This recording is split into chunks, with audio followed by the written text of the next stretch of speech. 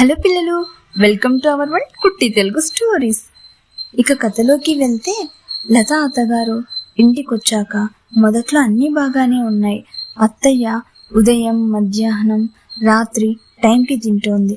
అందరూ కలిసి సంతోషంగా సమయాన్ని గడిపేవారు. కానీ వారం గడిచాక ఇంట్లో సరుకులు వేగంగా ఖాళీ అవుతున్నాయి. లతకు ఆశ్చర్యం వేసింది. కనీసం పాపకు పాలు కూడా ఉండట్లేదు.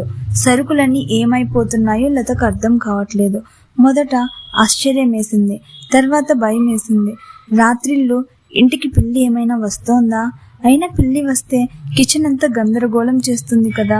ఈ సమస్య ఏంటో తెలుసుకోవాలి అని రాత్రి అందరూ నిద్రపోయాక లత కిచెన్కి దగ్గరలో కాపు కాసింది. కాసేపటికి అక్కడ జరిగే సంఘటన చూసి ఆశ్చర్యపోయింది. అది ఏమై ఉంటుందనేది నెక్స్ట్ వీడియోలో చూద్దాం.